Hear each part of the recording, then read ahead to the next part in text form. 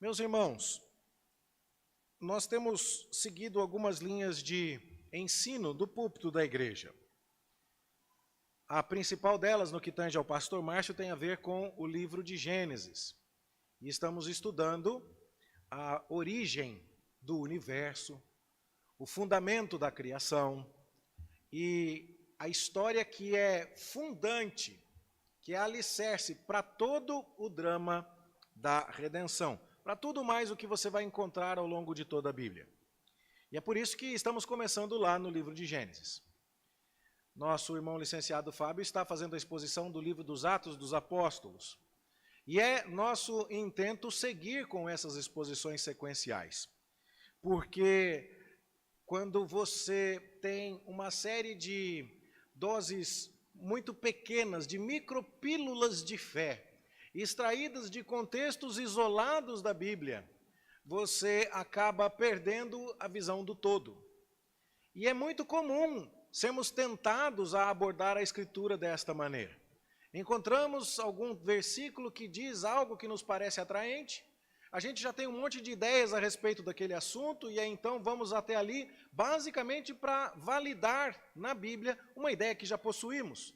E aí então vamos nos alimentando de pequenos sermõezinhos, desconexos, que não se aprofundam, que não investigam a Bíblia como um todo. E na linguagem de John Stott, sermõezinhos geram cristãozinhos.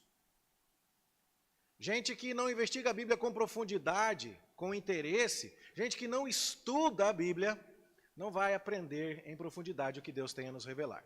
Nós não estamos esquecidos disso. Mas faz um bom tempo que a gente não fala sobre Gênesis aqui, não é verdade?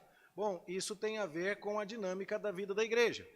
Vez ou outra nós precisamos parar para falar sobre assuntos que são importantes e também devem ser lembrados. Foi por isso, por exemplo, que no domingo passado nós refletimos acerca dos oficiais da igreja no culto da noite, por causa da passagem do dia do presbítero e a comemoração que também tivemos do dia do diácono. Pense você comigo a respeito do dia de hoje. Estamos no dia 14 de agosto, no mês de agosto, que é um mês extremamente chave para a Igreja Presbiteriana do Brasil.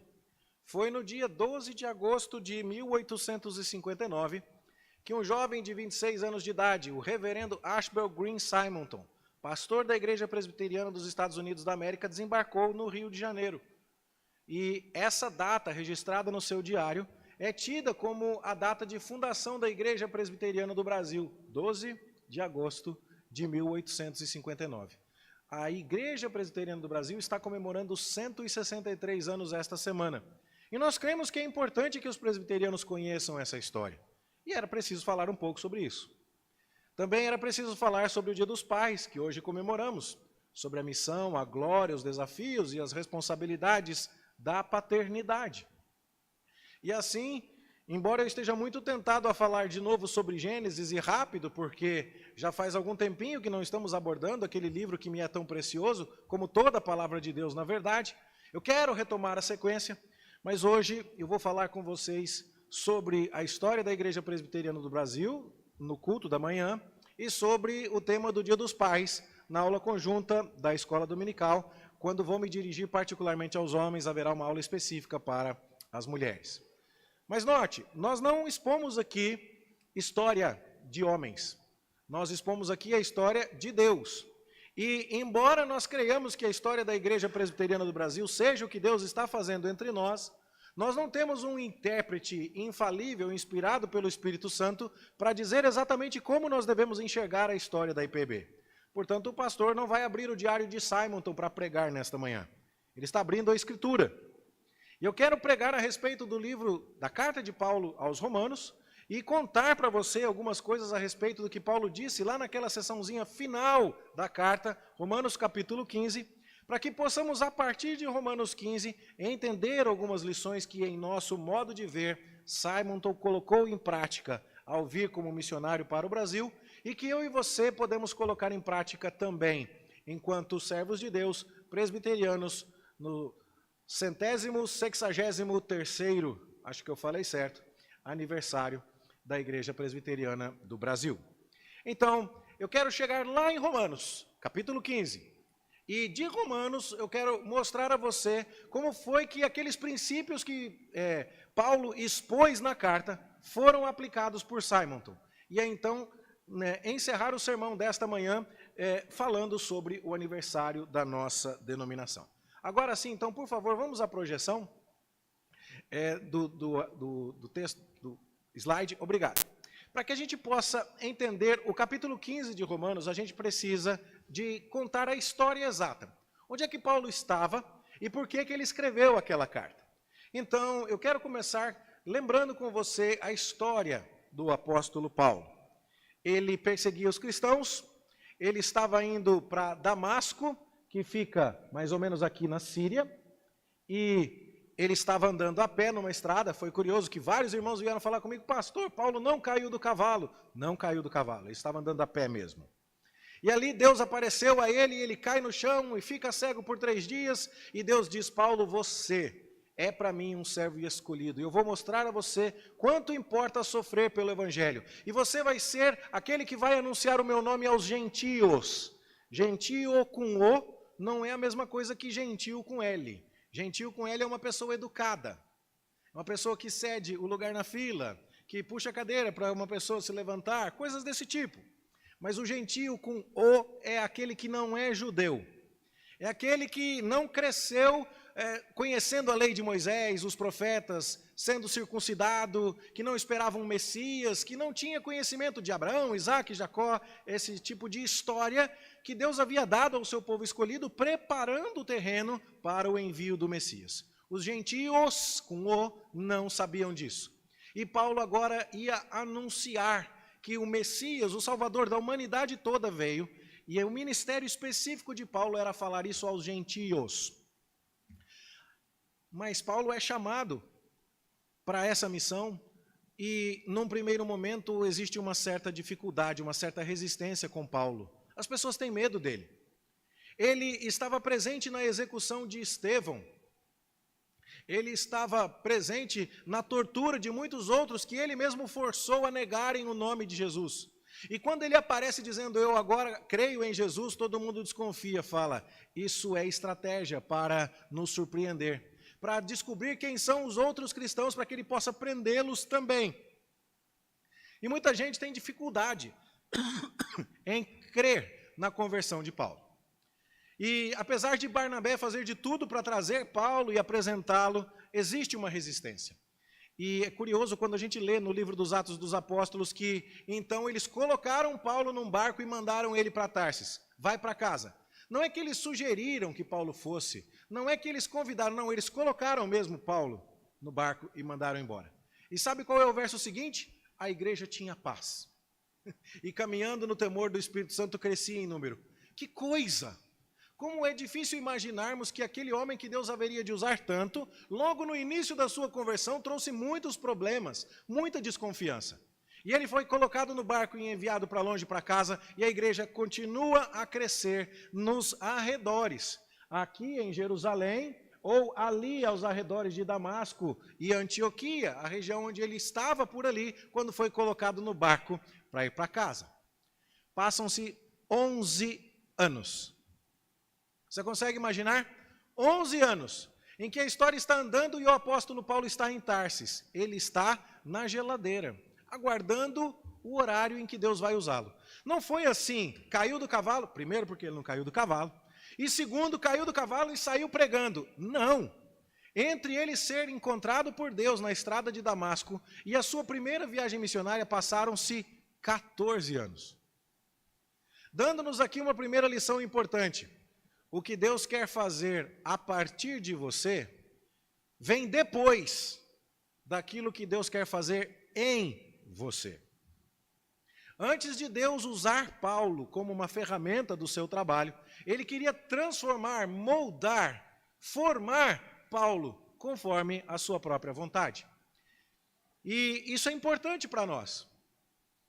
Muitos estão extremamente dispostos a assumir grandes tarefas e atos heróicos em nome do Evangelho, mas não querem fazer a sua devocional.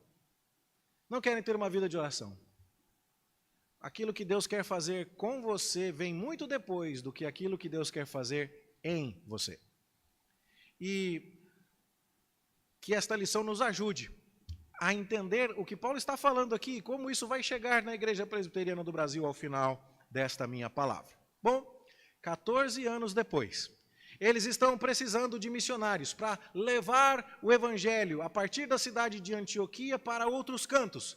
E é então que Barnabé, de novo Barnabé, diz assim, mas tem o Saulo. Daqui a pouco eu vou explicar como é que é essa história de Saulo, de Paulo, mas eles lembram daquele homem. E então mandam buscar a Saulo. E agora então vai surgir a primeira viagem missionária. Será que eu estou com o meu passador de slides ligado aqui? Está ligado, mas não está passando. Pode passar aí para mim, por favor? Agora estou, consegui. Obrigado. Então, da cidade de Antioquia, vão sair Barnabé e Saulo. É curioso porque o líder da caravana evangelística se chama Barnabé. Não é Saulo ainda.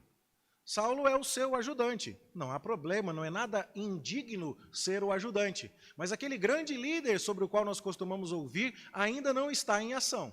E eles saem de Antioquia e vão para a ilha de Chipre, que você deve estar conseguindo visualizar aqui.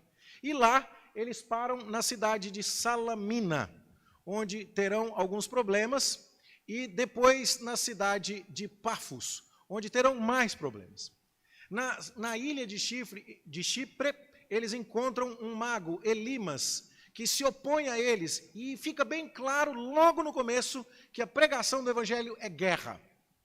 Que muitas pessoas vão ficar insatisfeitas com a verdade sendo dita e que os verdadeiros cristãos missionários haverão de ser perseguidos. O livro dos Atos dos Apóstolos nos conta que nessa viagem estão Barnabé, Saulo e João Marcos. João Marcos é um primo de Barnabé e ele estava ali naquela cruzada evangelística muito feliz porque o seu primo era o líder e ele estava à vontade. Mas, quando eles terminam a caminhada em Chipre e descem em continente, lá na cidade de Perge, é dito no livro dos Atos que João Marcos se apartou deles. Nós não sabemos por quê, mas a linguagem que Lucas usa é sutil. João Marcos se apartou da caravana de Paulo. Duas coisas mudaram aqui. Primeiro que deixa-se de falar de Saulo e começa-se a falar em Paulo. E a segunda coisa é que não é mais Barnabé e Saulo, mas agora é Paulo e Barnabé. Duas coisas mudaram. Primeiro, trocou o capitão do time. Segundo, trocou o nome do capitão. E alguma coisa a gente fica sem entender, mas louvado seja Deus, é possível estudar os outros livros, o contexto, informações culturais e entender o que estava acontecendo.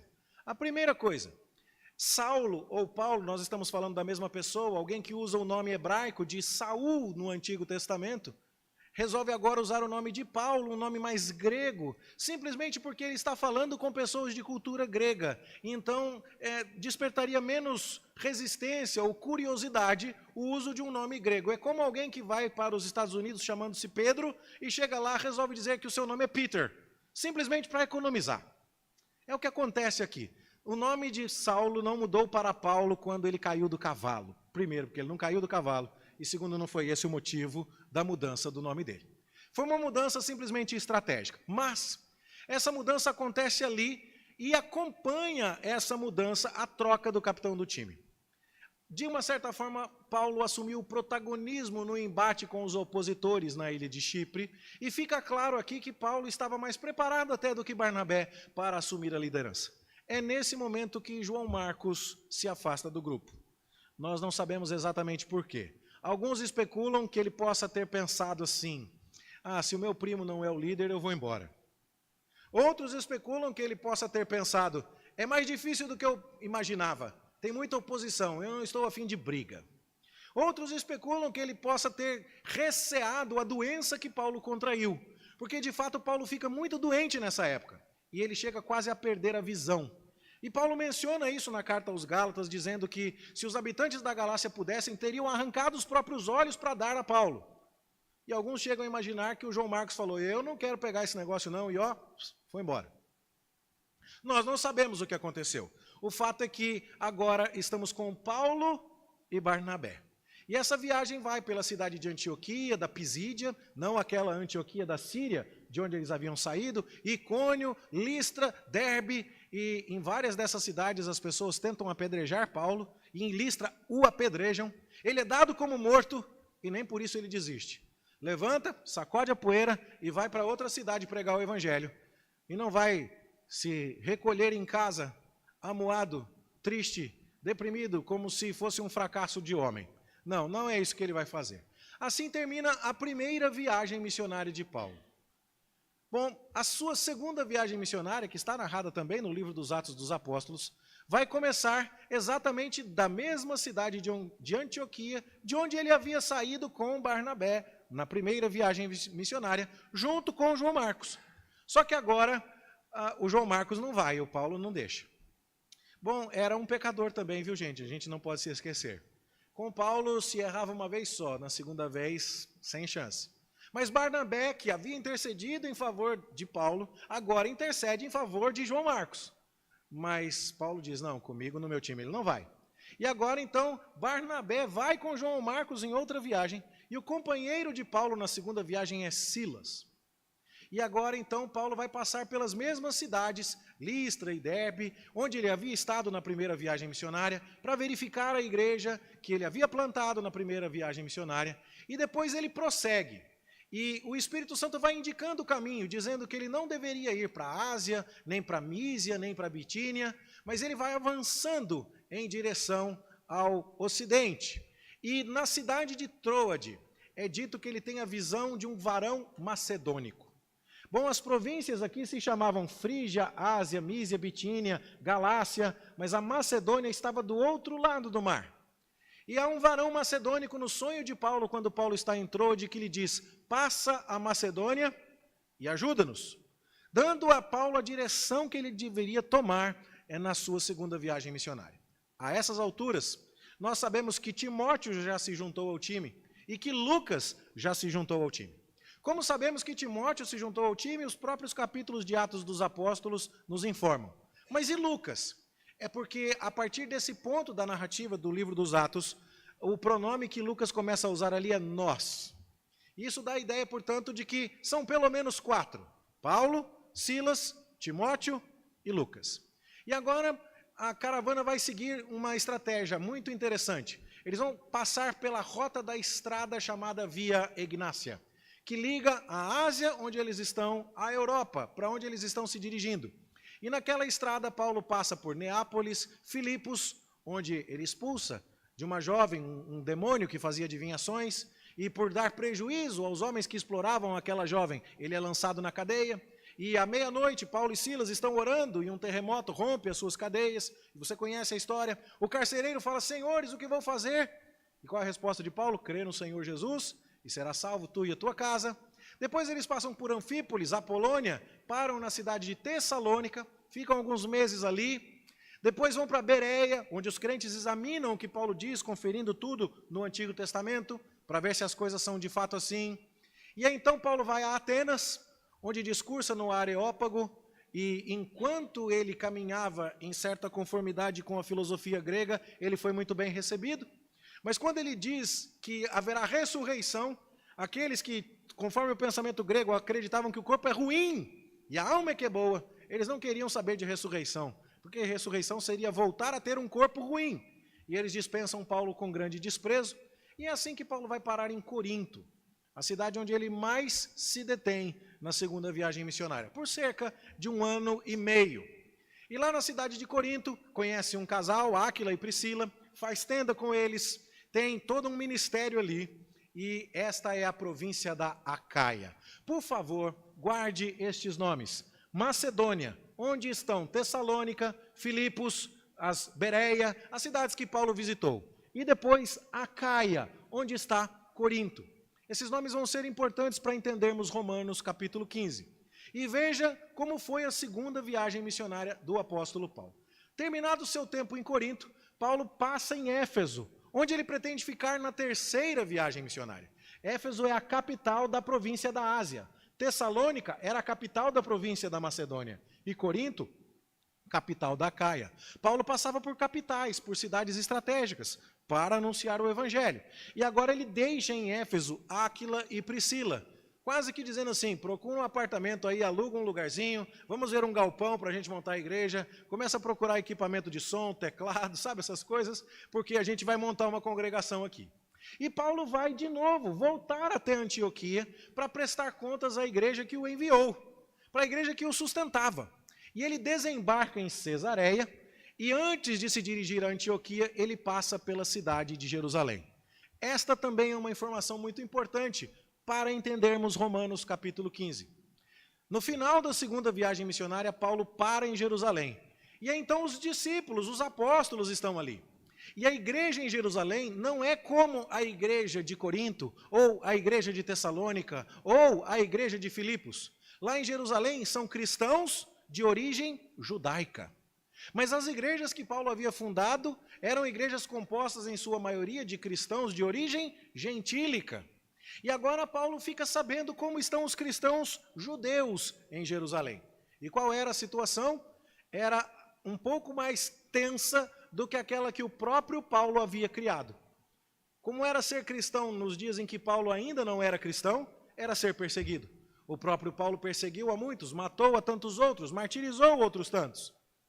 E agora você vê um relato que é dado pelos apóstolos a Paulo, dizendo, os crentes em Jesus aqui na Judéia estão em grande dificuldade.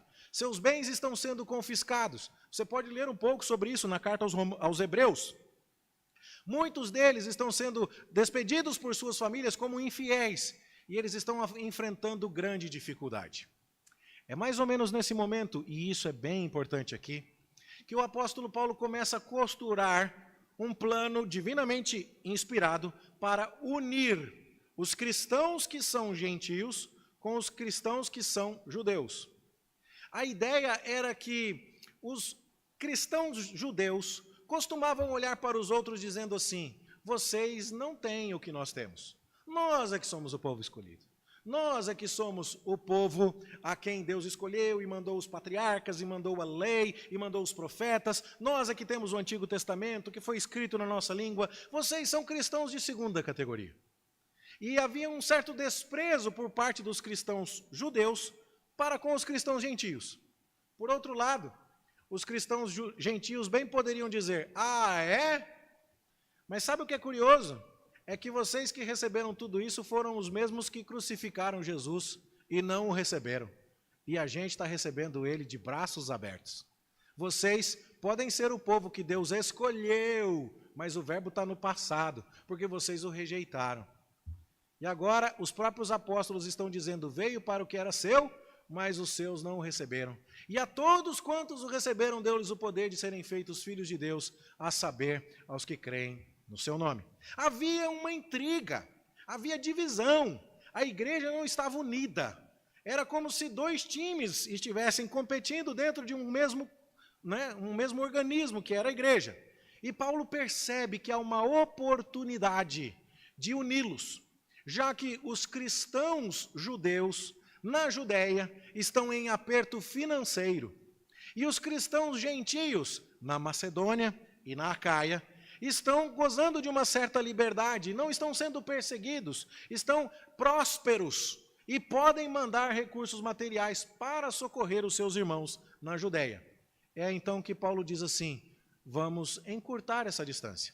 Eu vou promover a coleta de uma oferta generosa da Macedônia e da Acaia, e vou trazer isso para Jerusalém. E ao fazer isso, vou aproximar a igreja de onde eu vim, da igreja para a qual eu fui.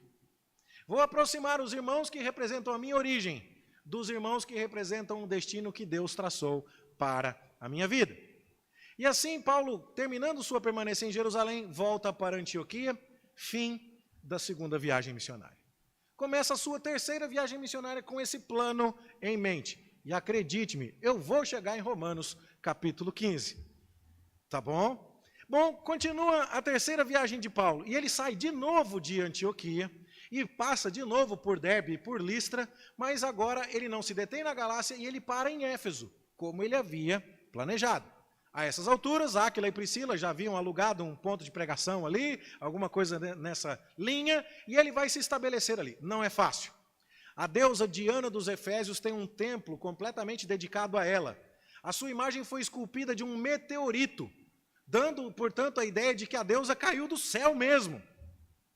Ela é retratada como tendo 30 seios, como aquela que alimenta a grande cidade de Éfeso. O templo dedicado a Diana dos Efésios é uma das 7 maravilhas do mundo antigo, algo que rivaliza com as pirâmides, algo que rivaliza com o farol de Alexandria. A economia da cidade gira em torno da deusa Diana. E quando Paulo começa a pregar o evangelho, as pessoas entendem que Diana não é deusa. Os nichos de prata vendidos pelos comerciantes começam a cair.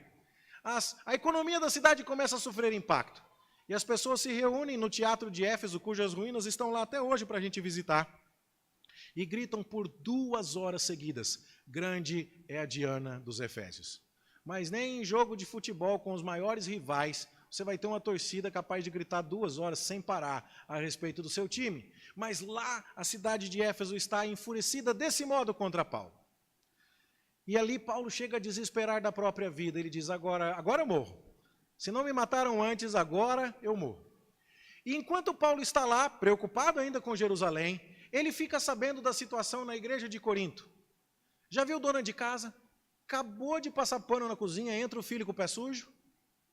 Acabou de passar o rodinho na pia, lavando toda a louça, chega alguém lá e faz aquela meleca na pia. Você consegue entender a situação do apóstolo Paulo? Passou 1 ano e meio em Corinto, parou em Éfeso agora para começar um outro trabalho. Chegam as notícias de que está dando tudo errado em Corinto. Tem um homem que está dormindo com a mulher do próprio pai. Tem gente que está abusando do dom das línguas no culto. Tem gente comendo carne sacrificada a ídolos sem preocupação com os irmãos mais fracos na fé. E tudo isso vai acontecendo e Paulo tendo que resolver isso, mais ou menos como a dona de casa, lavando a louça aqui, atendendo o telefone, empurrando o nenenzinho com o pé aqui, e assim vai. E ainda toca a campainha, para alguém vender enciclopédia. É a situação do apóstolo Paulo. Bom, Paulo então vai fazer um plano. Ele vai mandar Tito com uma carta muito severa, mas ele mesmo vai a pé, passando pela Macedônia e pela Acaia. E ele vai fazer todo esse caminho até chegar em Corinto, largando, portanto, a situação em Éfeso, para cuidar da igreja de Corinto. E ele para em Troade, depois passa por Filipos, Tessalônica, e quando ele chega em Corinto, ele já tinha aproveitado, já que ele passou em Filipos, já que ele passou em Tessalônica, o que é que ele tinha pensado de fazer com a Macedônia e com a Acaia em favor do pessoal da Judéia? Recolher a oferta. Então ele passou por ali e recolheu as ofertas. E ele não fez isso de maneira desavisada. Cada igreja elegeu um irmão que seria uma espécie de auditor em nome da igreja. Eu já tive a oportunidade de falar sobre isso com os irmãos. Paulo não punha a mão no dinheiro. E isso é maravilhoso aqui também, porque nós seguimos esse princípio. Eu não sei dizer quanto tem na conta da igreja, porque esse ministério não é meu. Não sou eu que abro o gasofilácio, eu não tenho a ver com isso. E eu não decido o destino do dinheiro. É o conselho da igreja que faz isso. Por quê? Por questões de transparência. E o apóstolo Paulo está fazendo isso. Ele está recolhendo o dinheiro nesses lugares e está agora em Corinto para acalmar um conflito na igreja, mas com as ofertas recolhidas. E ele pretende ir para Jerusalém. Pronto, chegamos em Romanos 15. Vamos tentar ler Romanos 15 agora, depois de saber disso? Olha o que o apóstolo Paulo fala para o pessoal em Roma. Mas agora estou de partida para Jerusalém, a serviço dos santos. O que ele vai fazer em Jerusalém? Vai levar a oferta. Porque aprouve a Macedônia e a Acaia. Quem é Macedônia e Acaia? São as igrejas, Filipos, Tessalônica e Corinto, principalmente. Então aprouve a Macedônia e a Acaia levantar uma coleta em benefício dos pobres, dentre os santos que vivem em Jerusalém. Note que Paulo nem é vaidoso a ponto de dizer, porque eu tive uma ideia de socorrer. Ele diz, não, os meus irmãos entenderam. Ele não está vaidosamente aqui querendo trazer para si o mérito do projeto. Isto lhes pareceu bem, e mesmo lhes são devedores. Por que será que os gentios deveriam algo aos judeus? E a resposta é aquela que Jesus conversou com a mulher samaritana na beira do poço de Jacó. Porque a salvação vem dos judeus. E então esse povo que guardou a lei de Deus e a mensagem dos profetas e que nos anunciou que Cristo veio, nós devemos socorrê-los. Somos devedores. E se os gentios têm sido participantes dos valores espirituais dos judeus, devem também servi-los com bens materiais. Note que Paulo não tem problemas em dizer que aqueles que servem você com benefícios espirituais podem e devem ser valorizados e também servidos com recursos materiais. Isso não é um problema. A exploração disso, sim. É inclusive tomar o nome de Deus em vão. Deus não aprova esse tipo de coisa, mas a generosidade, a reciprocidade é algo que o apóstolo Paulo, sem dúvida alguma, incentiva aqui. Bom, e agora eu queria convidar você para irmos ao texto de Romanos capítulo 15 e continuarmos a ler aqui o que é que Paulo está pedindo àqueles irmãos na sequência. E vamos ver aqui. No versículo 28, Paulo diz assim: tendo, pois, concluído isto, e havendo-lhes consignado este fruto, passando por vós, irei à Espanha. É aqui que a gente fica admirado. Talvez, depois de ter sido apedrejado na sua primeira viagem missionária, depois de haver passado vários problemas em Corinto na segunda viagem missionária, ou ter sido preso em Filipos, ou ter sido expulso de Tessalônica, ou ter sido achincalhado em Atenas, e talvez agora Paulo dissesse, deu. Mas ainda não, ele vai para Éfeso na terceira viagem missionária, desespera da própria vida, diz, agora vão me matar, recebe notícias de Corinto, vai para lá resolver o problema, e está coletando ofertas para levar para Jerusalém, para continuar servindo a Deus.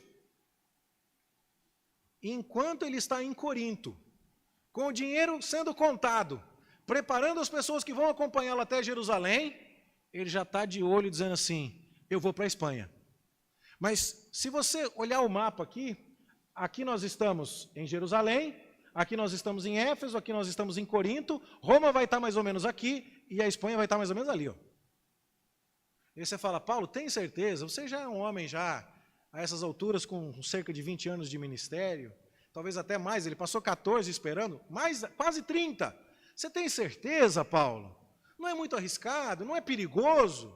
Mas Paulo está pensando em levar o evangelho, a causa é maior do que a sua própria vida, a obra é maior do que o obreiro, e a chama que queima em seu peito para anunciar o evangelho não o deixa ficar calado, ele precisa prosseguir. E aí então ele quer ir para a Espanha. E aí então a gente continua lendo em Romanos capítulo 15, verso 29. E bem sei que ao visitar-vos, irei na plenitude da bênção de Cristo. Qual é a ideia? É passar de Corinto, ou de Jerusalém, depois que ele entregar a oferta, melhor dizendo, e vai de navio até Roma, e lá em Roma conhece os irmãos, e aí depois ele vai para Jerusalém. Mas o que que ele pede àqueles irmãos? Por que que ele escreve àqueles irmãos? Ele mal os conhecia. Se você, por exemplo, pega uma carta que Paulo escreve aos Tessalonicenses, a igreja de Tessalônica, e você vai ao cabeçalho, você vai ver dizendo assim, Paulo e Silvano, que é o outro nome de Silas, aos irmãos em Tessalônica, paz seja convosco. Só isso, Paulo, só isso. Mas quando você vai ao cabeçalho da carta de Paulo aos Romanos, você vai ver assim, Paulo, apóstolo de nosso Senhor Jesus Cristo, não da parte de homens, chamado para anunciar o evangelho, que foi confiado desde os tempos eternos. Aí você fala, Paulo, para que todo esse rebusco na hora de se apresentar? E a resposta é, porque os romanos não o conhecem. Há alguns irmãos em Roma, a quem Paulo inclusive manda saudações, mas a igreja como um todo, formalmente, não conhecia Paulo. E mais, em toda essa história, Paulo colecionou alguns inimigos. Quando ele dizia, por exemplo, que não era para ficar se circuncidando, se você não era um judeu, se você nasceu gentio e por isso não precisava se circuncidar, não faltaram pessoas que disseram, Paulo não gosta da lei de Moisés, Paulo é um inimigo do Antigo Testamento. Mentira! Mas agora Paulo precisava do apoio daquelas pessoas para poder chegar até a Espanha. E ele precisava mostrar a elas que ele não era o falso mestre que muitos diziam que ele fosse. Então Paulo escreve uma carta que é daquelas que a gente mais conhece no Novo Testamento. Onde estão aqueles versículos que a gente mais aprendeu na classe de catecúmenos? Não há justo nenhum, não há nenhum sequer. Todos pecaram e carecem da glória de Deus. Justificados, pois, mediante a fé. E assim vai. Aqueles versos que nós tanto conhecemos, vêm da carta aos Romanos. E por quê? Porque Paulo não está sendo situacional na carta aos Romanos.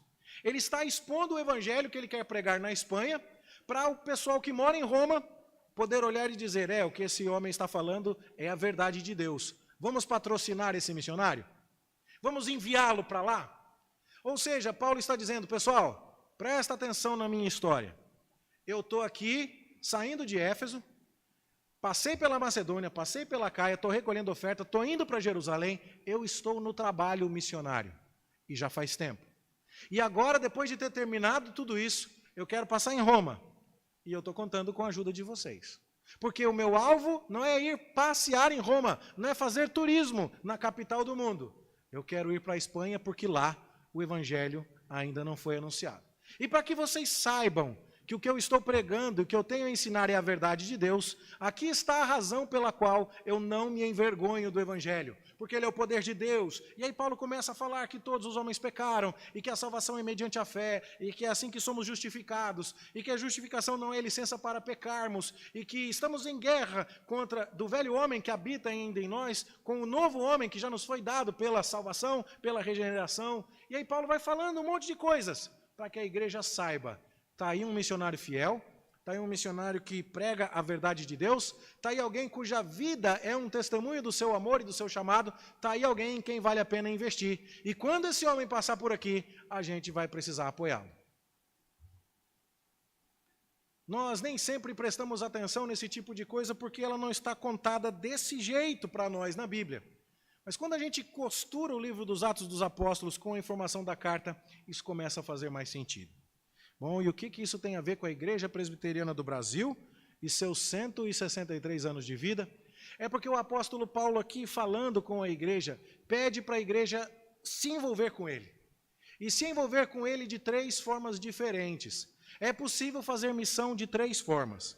A primeira é a óbvia, é indo. E Paulo está fazendo isso.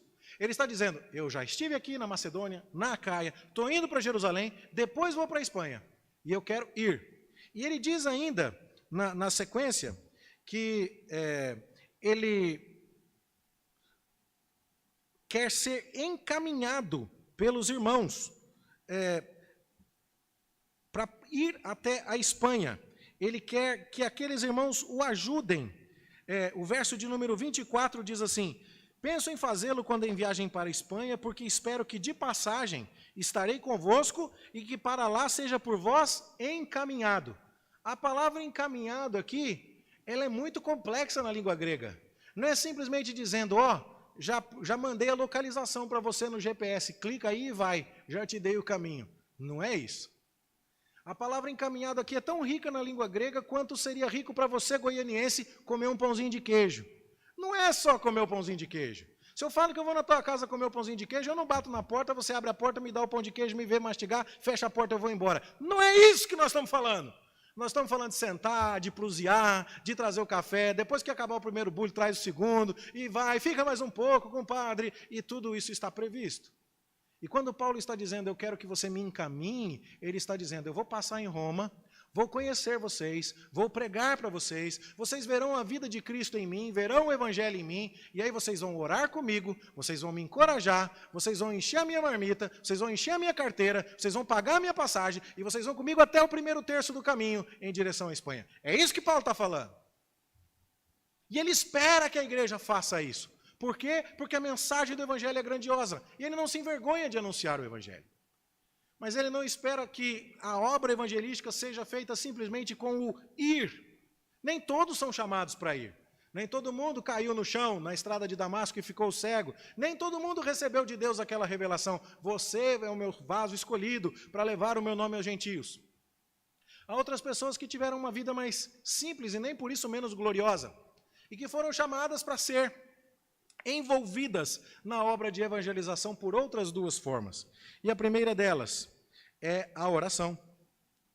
Então, veja comigo no versículo 30, onde o apóstolo Paulo diz assim, rogo-vos, pois, irmãos, por nosso Senhor Jesus Cristo e também pelo amor do Espírito, que luteis juntamente comigo nas orações a Deus a meu favor. Ou seja, um jeito de fazer missões é indo. Outro jeito de fazer missões é orando. E Paulo está chamando isso aqui de luta. Alguém já disse que oração não é o mínimo que a gente pode fazer, é o máximo. Nós estamos falando com aquele que resolve todas as coisas e tem todo o poder. Existe algo mais importante a ser feito do que isso? E há vários outros momentos em que Paulo se dirige a Timóteo ou a Tito, em que Paulo descreve a tarefa da oração como um ministério de guerra, algo ativo, algo em que nós devemos realmente nos envolver. Mas Paulo ainda está pedindo uma terceira coisa à igreja, que é contribuir. Como eu posso me envolver com missões? Indo, como Paulo foi. Orando, como Paulo pede aos romanos que façam. E contribuindo. Como aqui, não vou me demorar, mas você viu, os macedônicos estavam fazendo isso, os coríntios estavam fazendo isso, e Paulo agora escreveu aos romanos dizendo, vocês vão me encaminhar, porque eu vou, mas quem vai pagar conta são vocês. As missões se fazem com os pés de quem vão, com os joelhos e com os bolsos dos que ficam. E aqui nós chegamos à Igreja Presbiteriana do Brasil. Nós continuamos como os depositários desta mesma mensagem do Evangelho. Nós somos aqueles que conhecem que o Salvador do mundo veio dos judeus. É Jesus de Nazaré. Esta é a mensagem mais importante do universo e ela precisa ser proclamada. E nós precisamos nos conscientizar de que somos uma instituição fundada pelo próprio Deus, com objetivos que nos são dados pelo próprio Deus. Nós não podemos tomar decisões a respeito do que vamos fazer aqui enquanto igreja, baseados em nossa própria vontade. Bom, a gente acha que o papel da nossa igreja aqui seria fundar um clube de leitura dos clássicos antigos. Nós não temos esse direito, não é para isso que a igreja existe. A missão da igreja é viver para a glória de Deus e proclamar o Evangelho. E nós devemos estar atentos a isso. Bom, nós estivemos lutando enquanto instituição local, enquanto Igreja Presbiteriana do Jardim América, com dificuldades. Estivemos lutando com questões financeiras, estivemos lutando com questões estatutárias, com questões organizacionais. Mas, irmãos, Deus nos tem dado vitórias, e muitas. E Deus tem nos abençoado de um jeito que, à medida em que tomamos consciência de suas bênçãos, nós precisamos nos engajar nesta obra.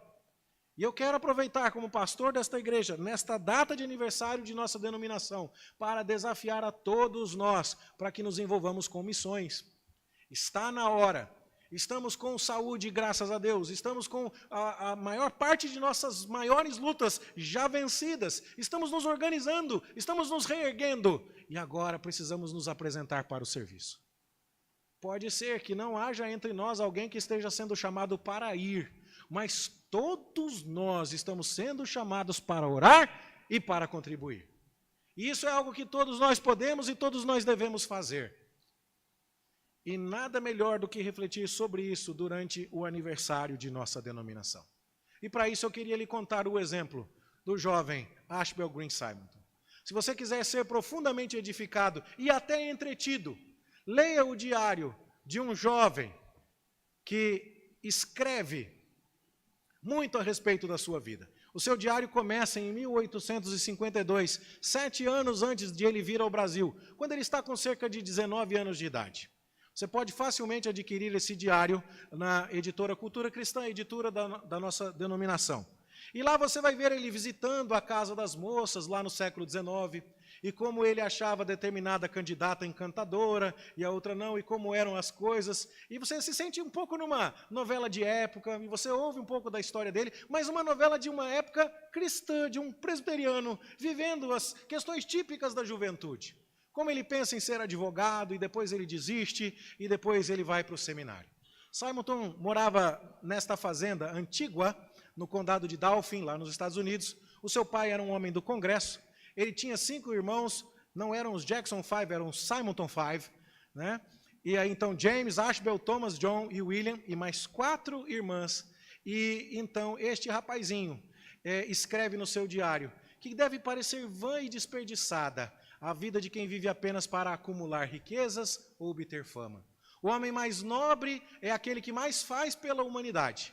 E o ministério pastoral aqui abre as mais amplas oportunidades para esse fim. Note, Simonton sabe que não é só pastor que vive para a glória de Deus, e nem missionário, mas ele sabe que a grandeza de uma vida tem a ver com o quanto nós a vivemos para Deus e a serviço do próximo. E ele está escrevendo a respeito disso no seu diário. E então, lá no seminário de Princeton, ele escreve: se tantos querem ficar não será meu dever partir? Havia muitos candidatos desejosos de permanecer em grandes igrejas, em grandes cidades, em grandes centros urbanos, mas poucos dispostos a ir anunciar o evangelho em países que haviam aberto as portas recentemente para a entrada de missionários estrangeiros e com outros tipos de pregação cristã.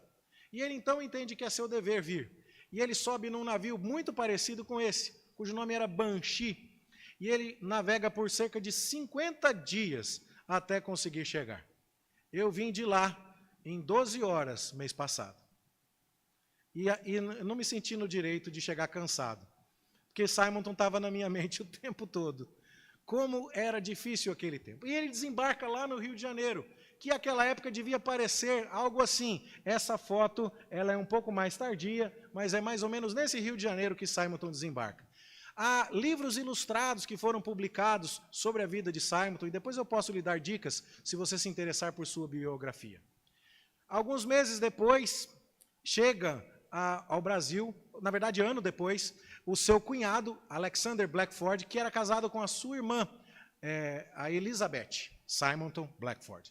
Enquanto Simonton se estabelece no Rio de Janeiro, Blackford vai se estabelecer na cidade de São Paulo, que ainda não rivalizava com o Rio de Janeiro naquela época. São Paulo era muito pequeno perto do Rio até então. Depois de um tempo aqui no Brasil, ele volta para visitar as igrejas dos Estados Unidos e pedir ofertas. E é então quando ele conhece Helen Murdock Simonton, que vai se casar com ele.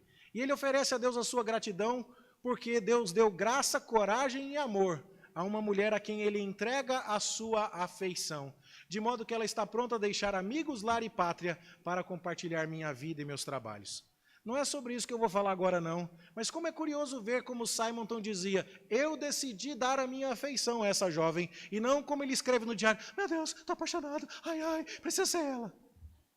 Não é assim que Simonton encara casamento, ele diz, eu encontrei uma mulher que está disposta a servir a Deus comigo, eu vou gostar dela. Não é diferente?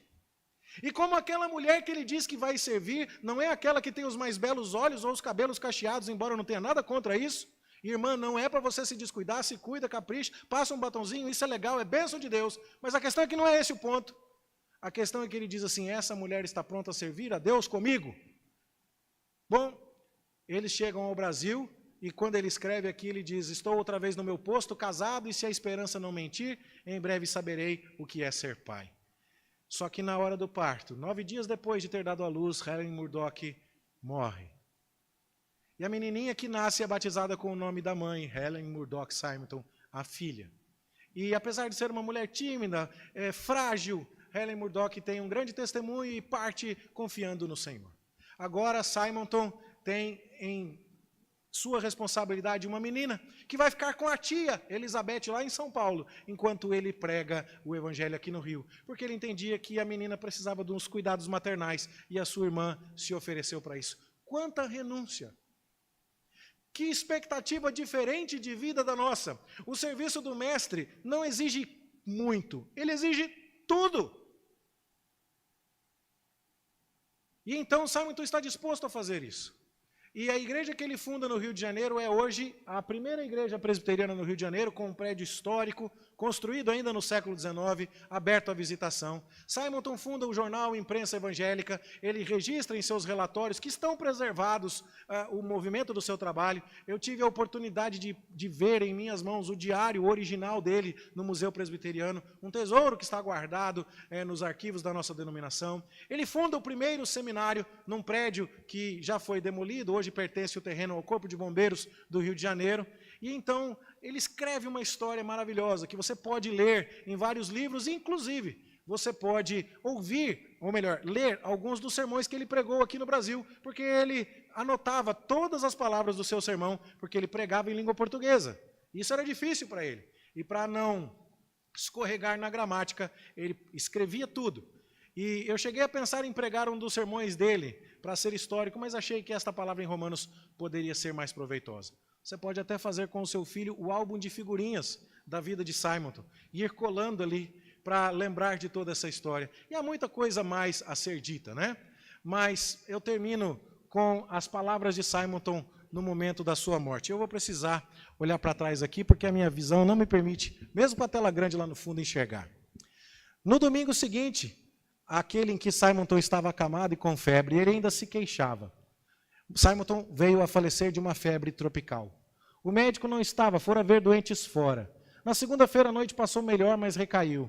Na quarta houve junta médica. À noite desse dia pediu que na reunião de oração semanal pedissem a Deus por ele, a fim de que pudesse suportar os sofrimentos. A febre era muito cruel. Na quinta-feira delirava.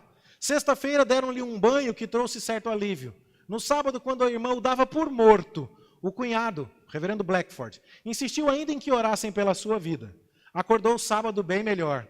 Estava calmo, parecia natural.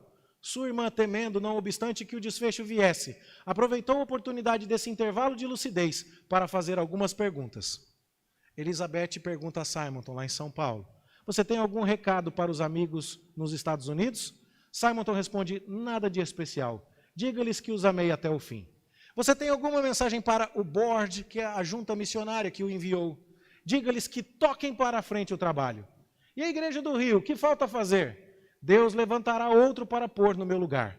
Ele fará a sua própria obra com os seus próprios instrumentos. E quando Simonton viu a sua irmã tomada de emoção, ele disse, devemos apenas nos recostar nos braços eternos e estar sossegados. Meus irmãos, nós somos herdeiros desta rica tradição. De gente que entendeu a mensagem do Evangelho junto com Paulo e saiu para levar pedrada, mas para anunciar o Cristo glorioso. Nós somos herdeiros daqueles que entregaram com alegria as suas posses e contribuíram. E você vai ver o apóstolo Paulo dizendo que a igreja de Macedônia contribuiu além das suas posses e com alegria porque eles deram primeiramente a si mesmos ao Senhor e depois deram dos seus. Nós somos os presbiterianos alcançados por pessoas com esse tipo de dedicação. E neste mês de missões nós precisamos nos conscientizar. Deus faz missões, mandando o seu povo ir, orar e contribuir. E a minha oração é que quando o tempo certo chegar, onde a igreja estiver se organizando e o conselho da igreja trouxer a você propostas de investimento missionário, que você saiba que este é um tremendo privilégio que Deus nos concede.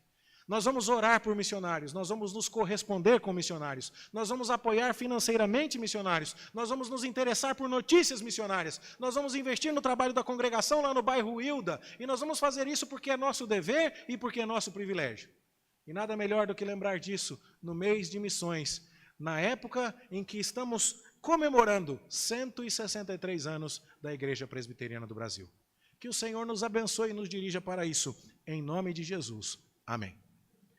Um dos exemplos, meus irmãos, aqui, só para você não ficar curioso, esse é o túmulo de Simonton, lá no cemitério protestante em São Paulo.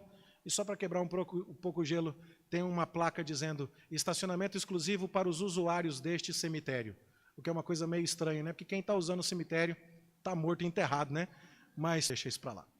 Bom, uma das provas que este tipo de assunto precisa ser resgatado é o fato de que nossas canções não costumam falar muito a respeito de missões. Quando a gente pensa, onde estão os cânticos que falam para a gente contribuir, a gente fica pensando e não acha. Os cânticos que nos dizem para fazer missões e a gente pensa e não acha. E é ali que a gente volta ao bom e velho hinário. Com hinos que nem sempre são cantados e já andam um pouco esquecidos, o que é mais um reflexo do quanto esse assunto importante está sendo negligenciado. Então agora eu queria convidar você a vencer aquela ideia de, essa música eu não conheço, porque a gente precisa despertar uns aos outros com canções. E nós vamos cantar o hino 313. E não importa se a gente não sabe, a gente vai aprendendo, porque a gente vai ter que cantar muito agora, à medida em que a gente se envolve com missões. Eu e a Kathleen vamos tocar o hino todo, estrofe e coro, vá ouvindo e depois erre com fé, se for o caso. Mas não canta fraquinho não, canta com entusiasmo para respondermos a palavra que acabamos de ouvir.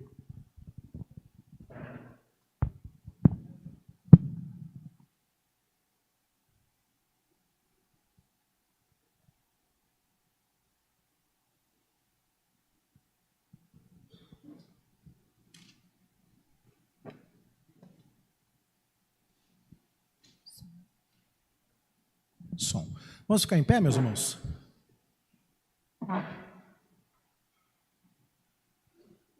Um, dois.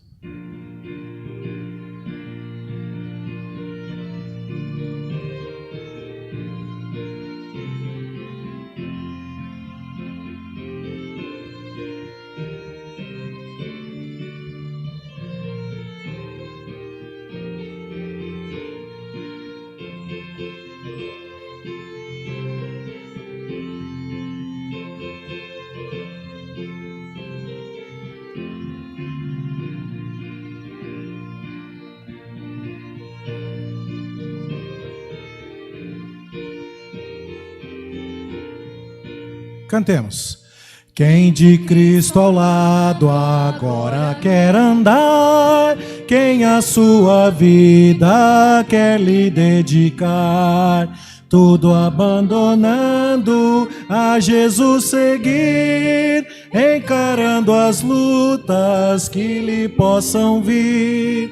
Quem de Cristo ao lado sempre quer andar, quem quer ajudá-lo, outros a chamar, pela tua graça, pelo teu amor, eis-nos ao teu lado, somos teu Senhor. Não ambicionando honras ou poder, eis-nos todos firmes para combater. Quem o amor de Cristo venha contemplar, há de resoluto ao seu lado estar. Quem de Cristo ao lado sempre quer andar, quem quer ajudá-lo, outros a chamar, pela tua graça, pelo teu amor, eis-nos ao teu lado, somos teu Senhor. Não com ouro ou prata, foi Senhor Jesus que nos redimiste, mas por tua cruz. Sim, com o teu sangue, sangue remidor, tu nos resgataste de uma vez, Senhor. Quem de Cristo ao lado sempre quer andar, quem quer ajudá-lo, outros a chamar, pela tua graça, pelo teu amor, eis-nos ao teu lado, somos teu Senhor.